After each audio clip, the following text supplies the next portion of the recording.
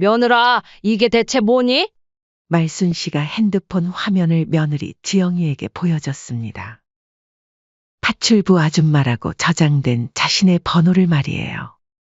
어머님, 그건. 내가 내 파출부였어? 아니에요. 그건 그냥 장난으로 저장한 거예요. 장난? 장난칠 게 따로 있지 어떻게 이렇게 할 수가 있니? 이거 보고 정말 믿기지가 않더구나. 어머님, 정말 별 뜻 없이. 너네 편히 봐주려고 너랑 더 가까이 지내려고 이렇게 손주도 봐주고 한 건데 너한테는 그저 파출부로 보인 거구나. 네 속마음 잘 알겠다. 제가 그렇게 저장한 건 정말 죄송한데, 솔직히 어머니도 그렇게 잘한 건 없으시잖아요. 그리고 제가 뭐라 저장했든 제 핸드폰 마음대로 본 건 어머니죠. 잘한 건 없다고. 그렇다면 내가 못한 건 또 뭐니? 아니, 그게 아니라 저희 편에 봐주셨다는 말이 웃겨서 그렇죠. 시어머니면 손주 봐줄 수도 있는 걸. 어떻게 이게 당연한 게 되니? 그래, 내가 아는 게 당연한 거라 치고 너는 나한테 뭘 해줬는데? 너는 며느리로서 가족으로서 뭘 해줬길래 그리 당당하니? 명절에 안부 전화 한 번 제대로 받은 적 있어? 내가 아플 때 한 번이라도 걱정해 준 적 있어? 며느리는 입을 벌리려다 다시 닫았습니다. 없지? 그런데 반찬 필요하면 언제든 연락하고 진우 봐달라고 할 때도 연락하더라. 평소에는 내 전화 받지도 않으면서 필요할 때만 어머님 하더라. 그래, 이제 알겠다. 나를 파출부라 생각하니까 그렇게 필요할 때만 부른 거겠지. 이제야 이해가 된다 그래? 이번 사연의 주인공은 충북 음성 출신, 올해 68세인 윤말순 씨입니다. 말순 씨의 왼손에는 2개의 손가락이 없습니다. 검지와 중지가 2번째 마디까지 없어진 채로 그 자리엔 옅은 흉터만이 남아있죠. 처음 보는 사람들은 깜짝 놀라지만 말순 씨는 그 손으로 밥을 짓고 빨래를 하고 아이를 돌보며 살아왔습니다. 그 상처에는 긴 이야기가 담겨 있었습니다. 말순 씨가 26살이던 해, 남편은 매일 술에 취해 들어왔습니다. 조금이라도 마음에 들지 않으면 주먹이 날아왔고 욕설이 쏟아졌죠. 작은 집안에서 5살 아들 현수는 엄마 치마폭에 숨어 벌벌 떨곤 했습니다. 어느 겨울밤이었습니다. 남편이 또다시 술에 취해 들어와 말순 씨를 때리기 시작했죠. 그런데 이번엔 달랐습니다.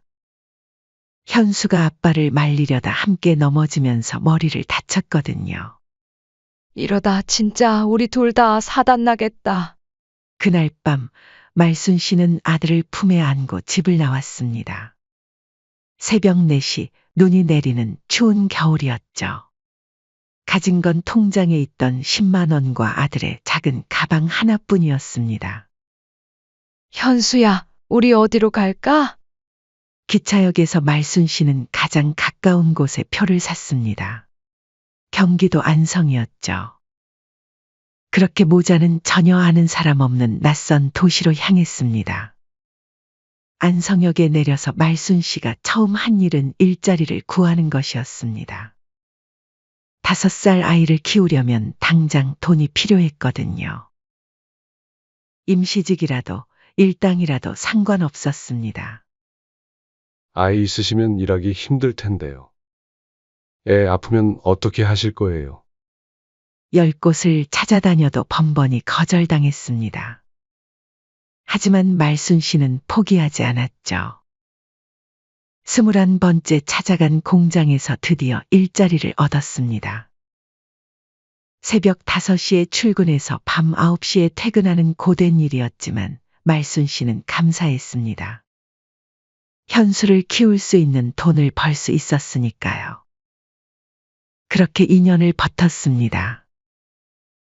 도시락 공장에서 식당 설거지로, 식당에서 방직 공장으로 조금이라도 더 나은 조건을 찾아 이직을 반복했죠. 현수도 엄마가 일하는 동안 혼자서 라면을 끓여 먹을 정도로 의젓해졌습니다. 말순 씨가 46살이 되던 해 구두 공장에서 일하게 되었습니다. 임금이 다른 곳보다 좀 더 괜찮았거든요. 현수가 중학교에 올라가면서 학원비며 준비물이며 돈이 더 많이 들었기 때문이었죠. 그날도 평범한 하루였습니다. 말순 씨는 프레스기 앞에서 가죽을 재단하고 있었어요. 똑같은 동작을 수백 번 반복하는 단순한 작업이었지만 집중해야 하는 일이었죠. 그런데 기계에서 이상한 소리가 났습니다. 어? 뭔가 이상한데. 말순 씨가 기계를 확인하려고 손을 뻗은 순간이었습니다.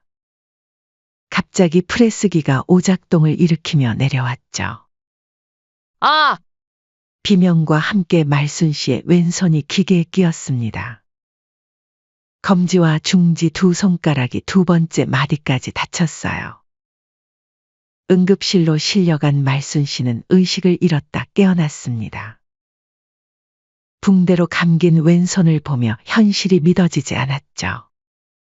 병원으로 달려온 어린 현수가 엄마 곁에서 울고 있었습니다. 16살 아들이 엄마 손을 보며 눈물을 흘리는 모습에 말순 씨는 오히려 마음이 아팠어요. 괜찮다, 현수야. 엄마 괜찮으니까 울지 마라. 하지만 현실은 괜찮지 않았습니다. 공장에서는 작업자 부주의라며 책임을 떠넘겼고 산재 신청도 제대로 받아주지 않았죠. 겨우 받은 위로금은 치료비로 보태기에 턱없이 모자랐습니다. 더 큰 문제는 일자리였습니다. 손가락이 없는 상태로 할 수 있는 일이 많지 않았거든요. 그래도 말순 씨는 포기하지 않았습니다. 손가락이 없어도 할 수 있는 일이 있을 거야. 청소 일을 하고 포장 작업을 하고 식당에서 설거지를 했습니다. 불편하고 힘들었지만 현수를 위해서는 어떤 일이든 할 수 있었어요. 집에 돌아오면 불편한 왼손으로도 밥을 짓고 반찬을 만들었습니다. 현수가 학교에서 돌아오면 따뜻한 식사가 기다리고 있도록 말이죠. 엄마 손이 불편할 텐데. 아니야, 괜찮다. 엄마는 한 손으로도 뭐든지 할 수 있어. 그렇게 말하며 웃어 보였지만 혼자 있을 때면 잘린 손가락 자리를 만지며 눈물을 흘렸습니다. 아프고 서러웠지만 현수 앞에서는 절대 울지 않았어요. 현수는 그런 엄마를 보며 자랐습니다. 누구보다 열심히 공부했고 엄마에게 짐이 되지 않으려고 애썼죠. 고등학교를 졸업하고 대학에 합격했을 때 말순 씨는 기뻐서 울었습니다. 엄마, 나 꼭 성공해서 편하게 해드릴게요. 현수의 그 말을 듣고 말순 씨는 모든 고생이 보상받는 기분이었습니다. 두 손가락을 잃은 것도 혼자 아이를 키운 고생도 모든 게 의미 있는 일이었다고 생각했어요. 4년 후 현수가 대학을 졸업하고 좋은 회사에 취직했습니다. 안정된 월급을 받으며 작은 아파트도 얻었죠. 이제 엄마도 편해지실 수 있을 거예요. 말순 씨는 정말 그날이 올 거라고 믿었습니다. 힘들었던 시간들이 끝나고 이제는 아들과 함께 행복하게 살 수 있을 거라고 생각했어요. 하지만 말순 씨는 아직 몰랐습니다. 진짜 상처는 이제부터 시작될 거라는 걸 말이에요. 현수가 28살이 되던 해 결혼을 하겠다고 말순 씨에게 알려왔습니다. 엄마, 결혼하고 싶은 사람이 생겼어요. 상대는 외동딸 이지영이라고 했습니다. 사도는 용인에서 작은 사업을 하는 집안이었죠. 처음 만남을 앞두고 말순 씨는 며칠 동안 설렜습니다. 손가락이 없는 손 때문에 혹시 지영이가 놀라지 않을까 걱정도 됐지만 현수가 미리 이야기해뒀다고 해서 안심했어요. 첫 만남 날 말순 씨는 정성껏 음식을 준비했습니다. 그 당시 지영이는 예쁘고 조용한 아이였습니다. 말순 씨의 손을 보면서도 크게 놀라는 기색 없이 정중하게 인사했어요. 어머님, 안녕하세요. 지영이라고 합니다. 어서 와라, 지영아. 현수가 얼마나 예쁘다고 자랑했는지 몰라. 그날 식사 시간은 화기애애했습니다. 지영이는 말순 씨가 만든 음식을 맛있게 먹으며 칭찬도 해줬거든요. 6개월 후 아들이 결혼을 했습니다. 작은 아파트를 얻고 신혼살림을 차렸죠. 하지만 시간이 지나면서 뭔가 달라지기 시작했습니다. 말순 씨가 먼저 안부 전화를 걸어도 지영이는 바쁘다며 짧게 끊었습니다. 어머님, 지금 현수 오빠 회사 일로 바빠서. 나중에 다시 연락드릴게요. 그런데 다시 연락이 오는 일은 거의 없었죠. 평생 혼자 아이를 키워온 말순 씨에게는 따뜻한 가족의 울타리가 간절했습니다. 그래서 지영이의 차가운 태도가 더욱 서운하게 느껴졌어요. 결혼 2년 차에 손주 진우가 태어났습니다. 말순 씨는 산후조리원으로 달려갔어요. 미역국을 끓여서 보온통에 담아가고 직접 만든 베네쩌고리도 가져갔습니다. 지영아, 수고했다. 우리 진우 참 예쁘네. 네, 어머님. 오시느라 수고하셨어요. 지영이의 대답은 어딘지 차가웠습니다. 예전처럼 반갑게 맞아주지 않았어요. 그저 예의상 하는 인사 같았죠. 그런데 정말 이상한 일이 생겼습니다. 며느리 지영이가 갑자기 말순 씨에게 연락을 해온 거예요. 어머님, 지난번에 주신 무말랭이 반찬이 너무 맛있던데요. 바쁘지 않으시면 조금 더 만들어주실 수 있을까요? 며느리가 먼저 연락해 오는 것은 드문 일이었습니다. 하지만 부탁할 때만큼은 연락을 계속해왔죠. 그래, 알겠다. 만들어서 가져다 줄게. 말순 씨는 밤늦게까지 무말랭이를 무치고 다른 반찬도 몇 가지 더 준비했습니다. 오른손 하나로 하느라 시간이 오래 걸렸지만 마음은 착잡했어요. 다음 날 오후 반찬통 여러 개를 들고 아들네 집을 찾아갔습니다. 인터폰을 누르니 지영이의 목소리가 들렸어요. 어머님이세요? 잠깐만요. 말순 씨는 현관문이 열릴 줄 알았는데 지영이는 문틈만 조금 열고 나왔습니다. 어머님, 반찬 가져오셨어요? 응, 무말랭이랑 다른 것도 조금 만들어 왔어. 들어가서. 아, 반찬은 그냥 문 앞에 두고 가세요? 제가 지금 진우 보느라 너무 바빠서요. 말순 씨는 얼떨떨했습니다. 집 안에 들어가서 잠시라도 얼굴 보고 가려고 했는데 그냥 반찬만 두고 가라는 거였어요. 그래도 진우 얼굴 좀. 다음에요, 어머님. 진우가 지금 자고 있어서 깨우면 안 되거든요. 지영이는 반찬통을 받아들고는 바로 문을 닫아버렸습니다. 말순 씨는 빈손으로 돌아서는 길이 너무 쓸쓸했어요. 그 후로도 며느리 지영이는 이런 식이었습니다. 필요한 반찬이 있을 때만 연락을 했고 말순 씨가 먼저 전화하면 받지 않거나 바쁘다며 금세 끊었죠. 어느 날 지영이에게서 또 연락이 왔습니다. 어머님, 죄송한데 내일 오후에 진우 좀 봐주실 수 있으세요? 제가 급한 일이 생겨서요. 그래, 알겠다. 내가 가서 볼게. 다음 날 오후 말순 씨는 진우를 보러 갔습니다. 이제 돌이 지난 진우는 아장아장 걸어 다니고 있었어요. 그런데 지영이가 나가기 전에 조심스럽게 말을 꺼냈어요. 어머님, 죄송한 말씀인데요. 응? 뭔데? 어머님 손가락. 진우가 보면 놀라거나 무서워할 수도 있을 것 같아서요. 혹시 장갑 좀 껴주실 수 있을까요? 그 말을 듣는 순간 말순 씨의 가슴이 철렁 내려앉았습니다. 무슨 말인지 이해는 하지만 서운한 감정을 숨길 수는 없었죠. 말순 씨는 말없이 장갑을 꼈습니다. 평생 혼자 버텨온 사람에게는 참는 것이 습관처럼 되어 있었거든요. 지영이가 나간 후 말순 씨는 진우를 돌보면서도 계속 장갑을 끼고 있었어요. 진우가 자신의 상처를 보고 무서워할까 봐서 말이죠. 그렇게 몇 개월이 지났습니다.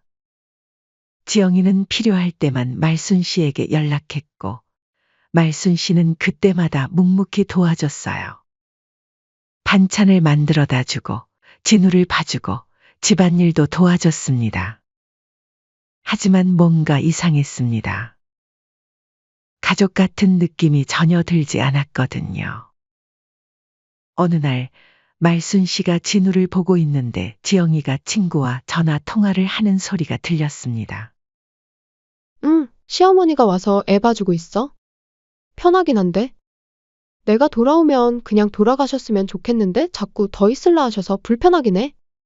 말순 씨는 충격을 받았습니다. 자신이 선의로 하는 일들이 며느리에게는 부담스러운 일이었던 거예요. 그날 밤 말순 씨는 잠을 이루지 못했습니다. 자신이 뭘 잘못하고 있는 건지 생각했어요. 그래도 아들의 가정을 위해서는 참아야겠다고 스스로를 달랬습니다. 제대로 된 가족을 가져본 적이 없었던 말순 씨에게는 이것만이라도 지키고 싶었거든요. 상황은 나아지지 않았습니다. 오히려 점점 더 어색해졌죠. 지영이는 말순 씨가 올 때마다 귀찮아하는 기색을 숨기지 않았고 말순 씨는 그런 눈치를 보며 점점 위축되었습니다. 그래도 말순 씨는 계속했습니다. 아들 현수가 가끔 고마워한다고 말해줬거든요. 엄마, 지영이가 엄마 덕분에 많이 편해한다고 해요. 하지만 말순 씨는 아직 몰랐습니다. 며느리가 자신을 어떻게 생각하고 있는지 곧 더 큰 충격을 받게 될 거라는 걸 말이에요. 그날도 지영이에게서 연락이 왔습니다.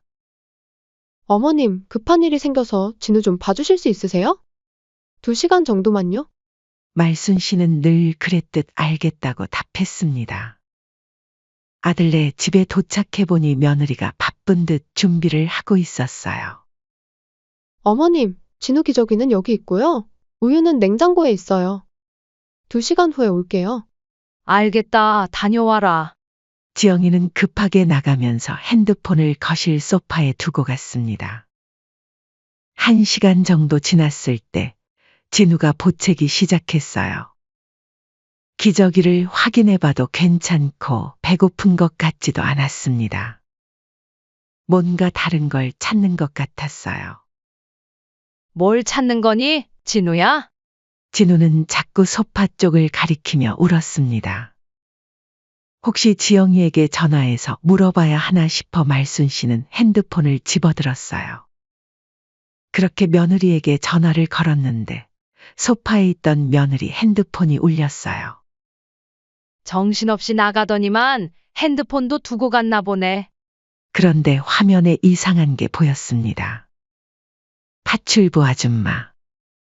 자신이 전화를 걸었을 때 며느리 핸드폰에 띄워진 이름이었어요. 손이 떨렸습니다. 핸드폰을 다시 보고 또 봤습니다. 분명히 자신의 번호였어요. 그런데 이름은 파출부 아줌마였습니다. 그 네 글자가 눈에 박혔습니다. 가슴이 무너지는 느낌이었어요. 숨이 막혔습니다. 내 이름을 파출부 아줌마로 저장했다고. 어떻게 이럴 수가 있지? 곧이어 핸드폰을 다시 들고 오려고 한 며느리가 돌아왔습니다. 어머님, 저 핸드폰을 두고 가서요. 지영이가 핸드폰을 찾으려고 하는데 말순 씨가 그것을 들고 있었습니다. 지영아, 말순 씨의 목소리가 평소와 달랐습니다. 차갑고 날카로웠어요. 네, 어머님? 이게 뭐니? 말순 씨가 핸드폰 화면을 지영이에게 보여줬습니다. 파출부 아줌마라고 저장된 자신의 번호를 말이에요. 지영이의 얼굴이 하얘졌습니다. 어머님, 그건. 내가 내 파출부였어? 말순 씨의 목소리는 떨리고 있었지만 눈빛은 차가웠습니다. 아니에요. 그건 그냥 장난으로 저장한 거예요. 말순 씨가 한 발짝 다가섰습니다. 장난? 장난칠 게 따로 있지 어떻게 이렇게 할 수가 있니? 이거 보고 정말 믿기지가 않더구나. 어머님, 정말 별 뜻 없이. 말순 씨의 목소리가 높아졌습니다. 너네 편히 봐주려고 너랑 더 가까이 지내려고 이렇게 손주도 봐주고 한 건데 너한테는 그저 파출부로 보인 거구나. 네 속마음 잘 알겠다. 지영이도 당황한 나머지 실수를 했습니다. 제가 그렇게 저장한 건 정말 죄송한데, 솔직히 어머니도 그렇게 잘한 건 없으시잖아요. 그리고 제가 뭐라 저장했든 제 핸드폰 마음대로 본 건 어머니죠. 그 말이 떨어지자마자 말순 씨의 눈에 불이 났습니다. 잘한 건 없다고. 그렇다면 내가 못한 건 또 뭐니? 아니, 그게 아니라 저희 편에 봐주셨다는 말이 웃겨서 그렇죠. 시어머니면 손주 봐줄 수도 있는 걸. 시어머니니까 당연히 해줘야 하는 거였어? 어떻게 이게 당연한 거니? 말순 씨가 한 발짝 더 다가섰습니다.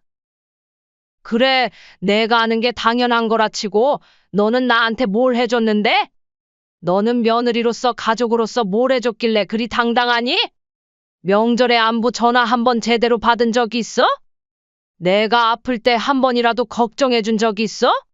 지영이는 입을 벌리려다 다시 닫았습니다. 없지? 그런데 반찬 필요하면 언제든 연락하고 진우 봐달라고 할 때는 언제든 연락하더라. 평소에는 내 전화 받지도 않으면서 필요할 때만 어머님 하더라. 그래, 이제 알겠다. 나를 파출부라 생각하니까 그렇게 필요할 때만 부른 거겠지. 이제야 이해가 된다 그래? 저도 나름 예의는 지켰거든요.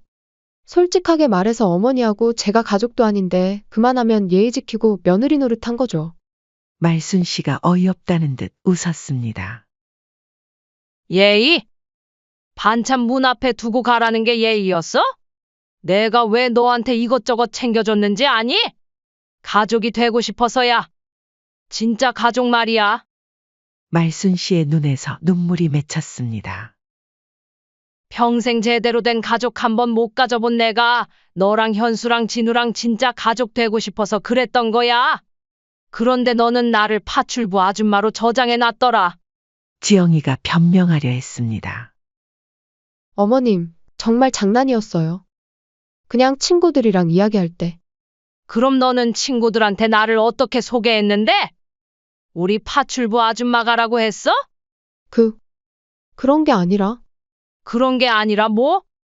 솔직히 말해봐. 너는 나를 어떻게 생각했는데? 지영이가 입술을 깨물었습니다. 다 반할 거야? 그럼 내가 말해줄게. 말순 씨가 찬찬히 말했습니다. 너는 나를 공짜로 부려먹을 수 있는 사람으로 봤어. 반찬 필요하면 부르고, 애 봐달라고 부르고, 청소 필요하면 부르고. 그치? 그런데 가족 대접은 안 해줬지. 집에 들어오라고도 안 하고, 안부도 안 물어보고, 명절에도 거치레로만 연락하고, 심지어 내 손가락 보기 싫다고 장갑까지 끼라고 했지. 지영이가 발끈했습니다. 그건 진우 때문이었어요. 아이 교육 정서에 안 좋은 영향이 있을까봐. 진우가 내 손가락 보고 무서워하거나 피한 적 있니? 지영이의 얼굴이 빨갛게 달아올랐습니다. 어머님이 뭘 아신다고 그러세요? 내가 뭘 안다고? 그럼 너는 뭘 아는데? 말순 씨가 핸드폰을 며느리에게 던져줬습니다. 이제 됐다. 모든 게 분명해졌어. 어머님, 내가 바보였다. 어머님, 진정하세요. 진정하라고. 너 같으면 퍽이나 진정하겠다. 말순 씨가 돌아서서 현관으로 향했습니다. 어머님, 어디 가세요? 너는 이제 걱정 안 해도 돼. 말순 씨가 현관문 손잡이를 잡으며 말했습니다. 너의 파출부 아줌마는 이제 없으니까. 어머님, 하지만 말순 씨는 돌아보지 않았습니다. 문을 열고 나가면서 마지막으로 한마디 더 했어요. 앞으로 나한테 전화하지 마라. 나는 이제 너희 가족이 아니야. 쾅. 문이 닫혔습니다. 지영이는 그 자리에 서서 멍하니 문만 바라보고 있었어요. 말순 씨는 계단을 내려가면서 눈물을 흘렸습니다. 참. 인생 기고하다 기고해. 말순 씨가 집에 돌아온 건 저녁 7시쯤이었습니다. 마음이 복잡했어요. 30년 만에 처음으로 화를 냈지만 한편으로는 허탈하기도 했거든요. 그렇게 간절히 원했던 가족이라는 꿈이 완전히 깨져버린 것 같았어요. 핸드폰이 울렸습니다. 현수였습니다. 엄마, 지금 어디세요? 말순 씨는 전화를 받았습니다. 집에 있다. 엄마, 지영이한테서 연락 왔는데. 무슨 일이 있었던 것 같은데요? 그래, 무슨 일이 있었지? 현수의 목소리가 조심스러워졌습니다. 엄마, 지영이가 말하는 걸 들어보니 엄마가 좀 심하게 화를 내셨다고 하던데. 말순 씨는 한숨을 쉬었습니다. 그래서? 그게 지영이도 잘못했지만 엄마도 좀 이해해 주시면 안 될까요? 아직 어리잖아요. 현수야, 네, 엄마. 너는 어떻게 생각하니? 뭘요? 내가 너희 집에서 한 일들 말이야. 반찬 만들어주고, 진우 돌봐주고. 그런 것들. 현수가 잠시 망설였습니다. 그건 엄마가 도와주셔서 정말 고마웠죠. 고마웠다고. 네, 그럼 왜 지영이는 내 번호를 파출부 아줌마로 저장해뒀을까? 전화 너머로 현수가 당황하는 소리가 들렸습니다. 그게 뭔 말씀이세요? 말순 씨가 차근차근 설명해 줬습니다.